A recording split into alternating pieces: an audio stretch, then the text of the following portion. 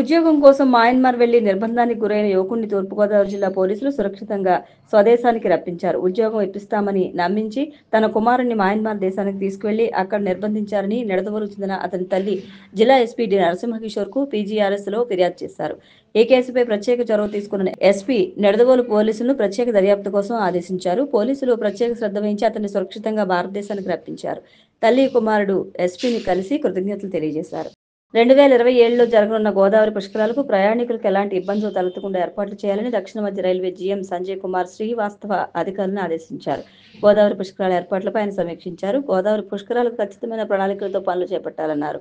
తుని, రాజమండ్రి, రాయనపాడు సెక్షన్లో జీఎం అధికారులతో కలిసి తనిఖీలు చేశారు. రైల్వే ట్రాకుల నిర్వహణ, ఆ సెక్షన్లోని వంతెనలు మరియు సిగ్నలింగ్ భద్రతా వ్యవస్థలను ఆయన సమీక్షించారు. Vijayawada divisional railway manager Shri Mohit Sonakia ఇతర అధికారులు ఆయన వెంట ఉన్నారు.